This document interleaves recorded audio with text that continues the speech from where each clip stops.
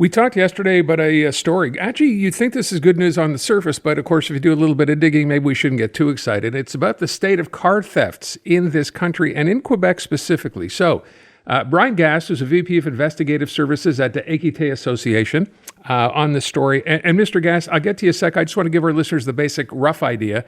When I said it's good news on the surface, yes, new information, new statistics show that car theft in Canada is down overall, and pretty significantly, and in Quebec even more so. Can you basically, if you can, qualify when I say those numbers on the surface look good? Are there other problems, though, because it appears there are? Yeah, you're absolutely right. Nationally, auto theft was down 18%. In Quebec, it was 25%. And as you said, on the surface, that looks fantastic, and it's a good indicator that a lot of the enforcement actions have taken place.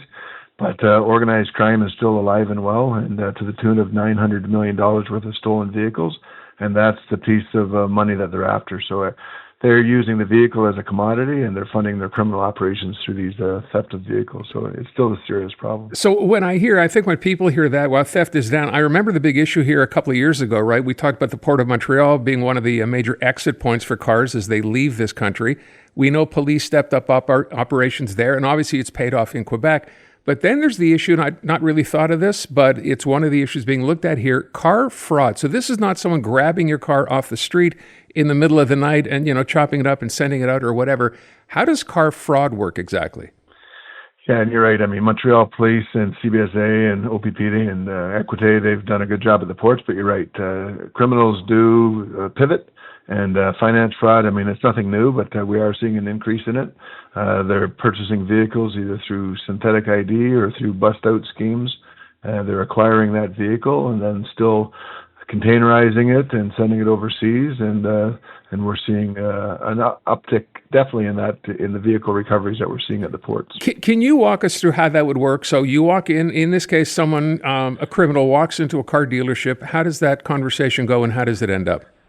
Yeah, I mean, I always try not to give a how-to guide at steal vehicles, but it's essentially synthetic ID, so meaning false documents, fraudulent documents, false ID, right? Possibly in somebody else's real name. So you might have be a case of identity theft.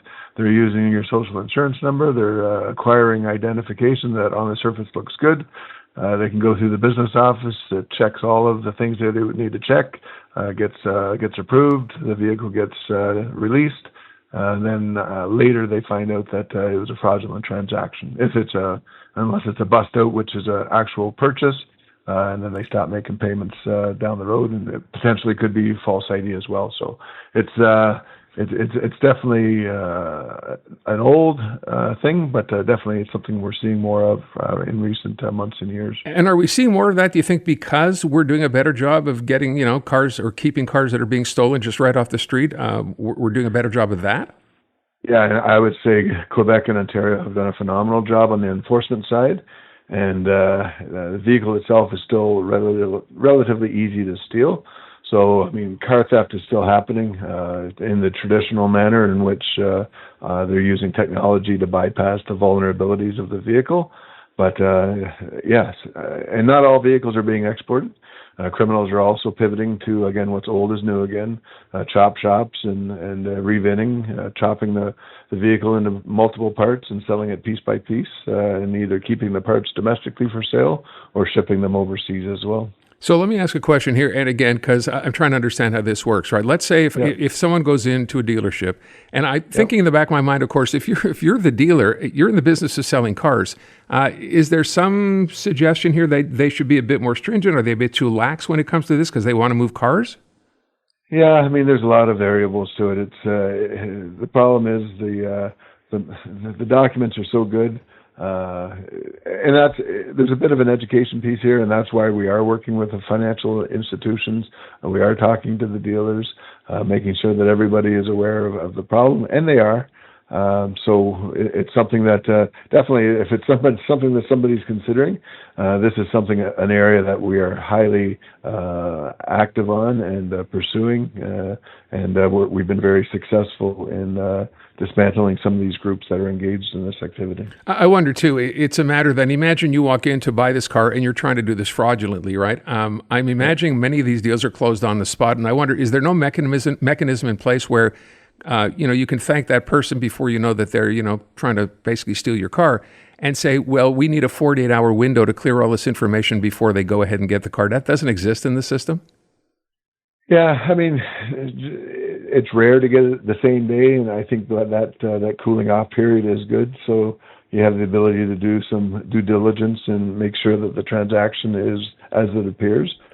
These are all things that are being considered, and especially since this is coming to light as a significant problem, there'll be more attention than there ever has been on this area, which is great. So I think programs like yourself and journalists like yourself that are making awareness that if you try it, you will get caught. So. What about if we go back to, cars that were, the traditional method, if you will, of stealing them off the street, and we see the numbers have gone down, obviously. Is there any advice here for motorists with respect to how you can do a better job of preventing your car from getting stolen? Because I imagine now with digital keys and everything else, it's probably become easier, not harder. Yeah, I mean, with every convenience comes vulnerabilities, and you're right. I mean, really any vehicle that's susceptible is a keyless entry, key fob equipped vehicle. So if you can park in a garage, park in a garage. We call it a layered approach. You don't have to do it all, but if you can do some of it, park in a garage, use a steering wheel lock, use an aftermarket immobilizer, use an aftermarket tracking device, use an onboard diagnostic port lock, use a pedal lock. Again, that's a long list of multiple options. You don't have to do them all, but if you could do a couple of them, it makes your vehicle less of a target because the individual needs the right tools or knowledge to be able to defeat whatever level of security you've placed on that vehicle. I will point out one other thing for people who say, well, it's just stolen cars. This is not a victimless crime at the end of the day. We all end up paying for this. Yeah, you're absolutely right. And I think that's one of the main concerning parts. $900 million. This is not a victimless crime. It's not just a property crime. This is organized crime that is using the stolen vehicle as a commodity. They're profiting from it. They're selling it. They're using it. And they're funding their other criminal operations, whether it be drugs or firearms. And those items are staying in the communities that we live. So it is a significant public interest, public safety issue, and that's why the government and law enforcement treat this so seriously. What are you asking the government to do more, if anything, to try to deal with this? So the federal action plan came out and going through that process. A lot of those things have come into place. I mean, that's funding, it's CBSA prioritization on export, resources to be able to identify vehicles being exported, sharing of information, cooperation with law enforcement. All of those things are occurring and occurring quite well. Some things that are still gaps is the current standard of for security standards for vehicles. New vehicles manufactured or sold in Canada.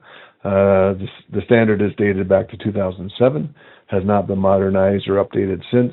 So there's an open consultation right now with Transport Canada looking to find ways to make that vehicle harder to steal in the first place. Because a lot of the actions that we're talking about today are reactionary. So if we can be proactive and make that vehicle harder to steal in the first place, that would be better for everyone. We'll leave it at that. Mr. Gast, I want to thank you for the time. Appreciate it. Thank you. Have a great day.